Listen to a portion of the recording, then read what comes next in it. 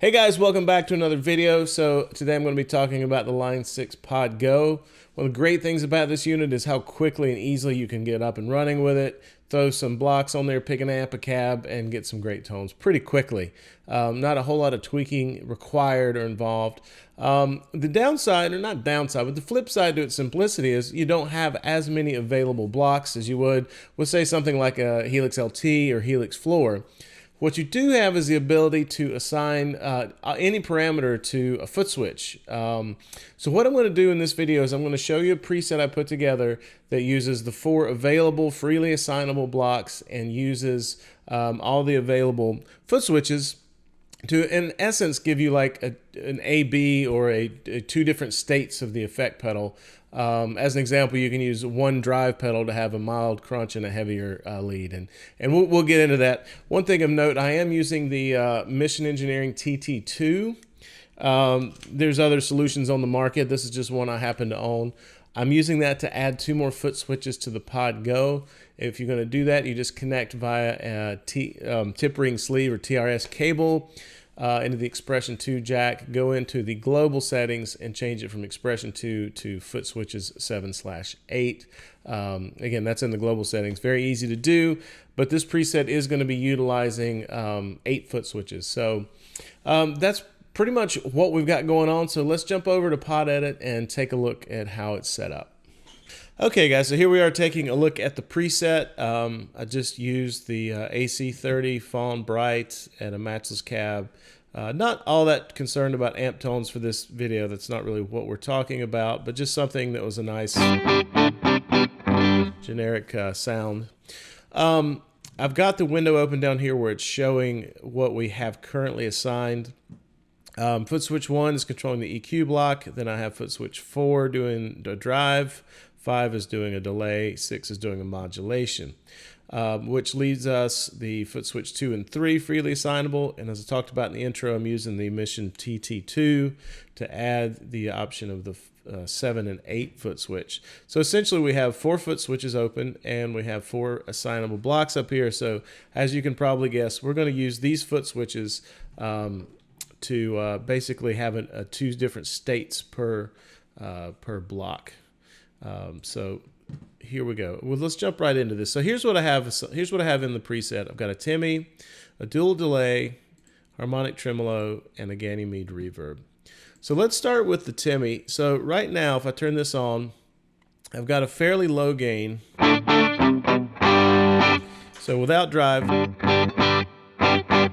So it's just adding kind of that little bit of breakup, nothing too crazy. But let's say, you know, we want to have an option for more gain, and obviously we don't have another block to add another drive pedal to stack. So let's come over here to the gain parameter. I'm going to assign this to foot switch 2. Now the minimum is this triangle value and the maximum is this triangle. That represents when the foot switch is off, it's the minimum value, and when it's on, it's the maximum value. Now I know from just playing around with this that, you know, when we bump up the gain that much, the level's going to get a little bit louder. So I'm also going to use this foot switch to compensate that. So minimum, I want it to be on 5. That goes along with our gain level of 3. And then, excuse me, let me grab this little thing here again. Sorry. There's the arrow I'm looking for. We're going to drag this down to 4.5. So now we've got kind of our baseline drive, and when we hit this, and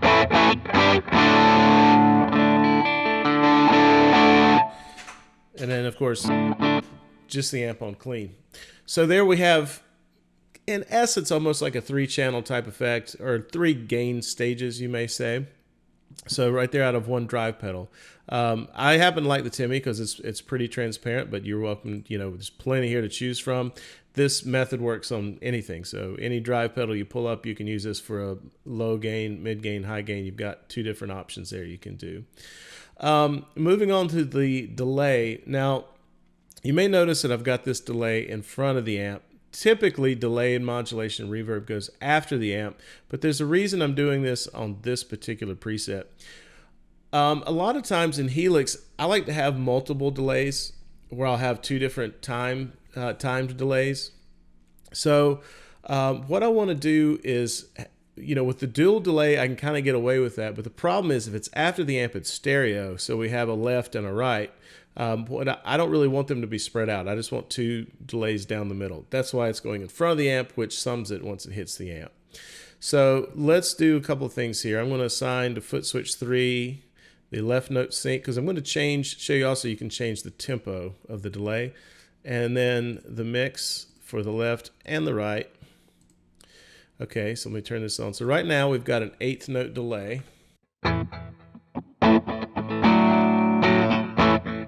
Okay, and right now our preset is at 110. Whatever you set the BPM to, the delay will follow that, because we have these set to subdivisions here.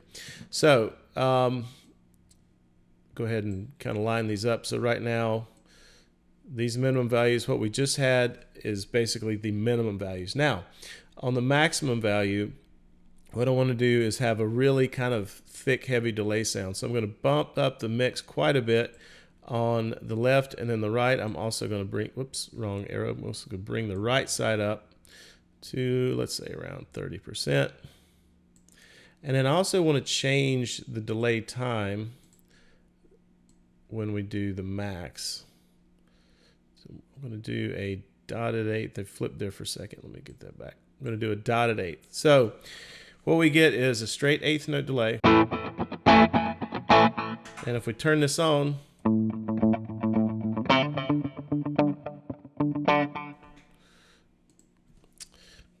it would help if I hit the right foot switch. Sorry about that, guys. Here we go.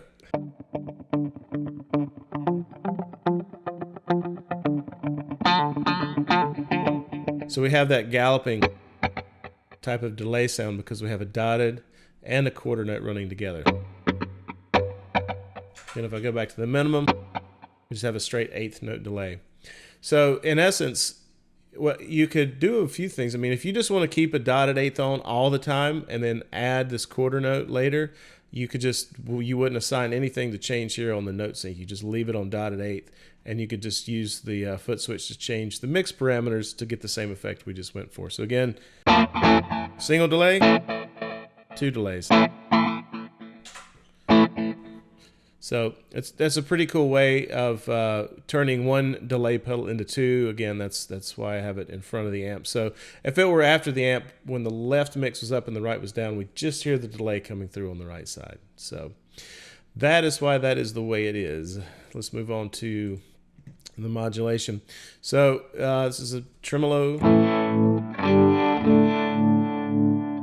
So similar kind of thing. So what we want to do is do a slow and fast. This is assigned to a subdivision note value. I'm going to use foot switch 7. And I'm going to keep it on quarter note, and I'm going to bump it up to like a 16th note, something pretty quick. And then also, I want to change the shape. Right now, it's a sine wave when it's in minimum, but I want to do a more abrupt square wave. So now we have our...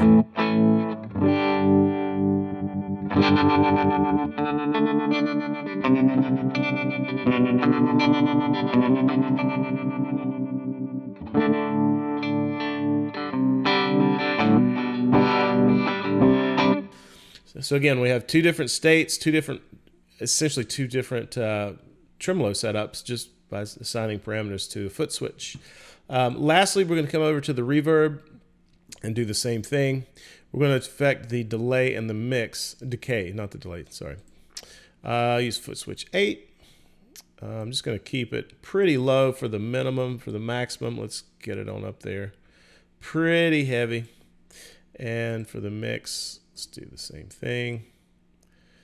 Pretty low, and then we're going to get closer to about a 40–50%. Okay, so now we have a regular reverb. Let me turn the modulation off for a second.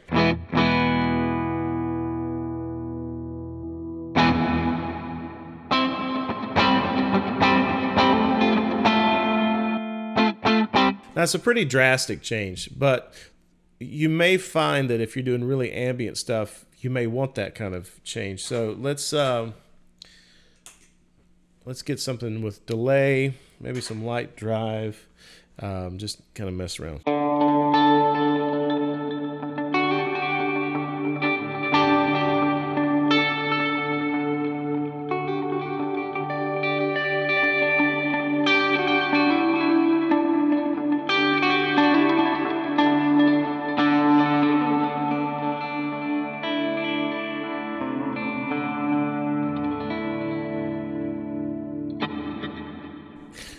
So that was the drive on the low gain, and then the 2 delays on, and then the heavy. And then we can throw the modulation on for good measure.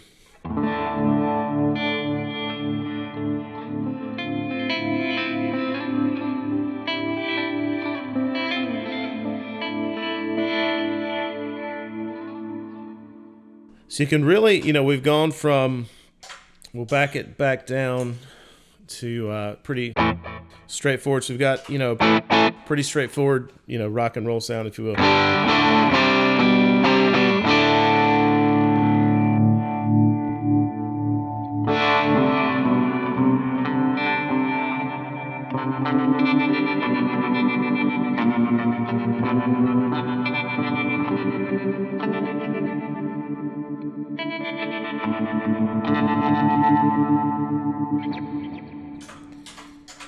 So within one preset, we've taken the 4 signable blocks and we've made A, B states, or 2 different states, where we get radically different sounds. So, you know, your imagination is the only limit here. I'm just kind of showing you some of what you can do with this, but you know, you can pick whatever effects you like using and make whatever changes are necessary or needed for your situation. So I hope this gives you some ideas. I found this one pretty fun to put together. I'll have a link in the description below to this preset on custom tone. They'll give you at least a template or a starting point. Some of these techniques I did use on the Classic Rock bundle that I have on the Line 6 Marketplace.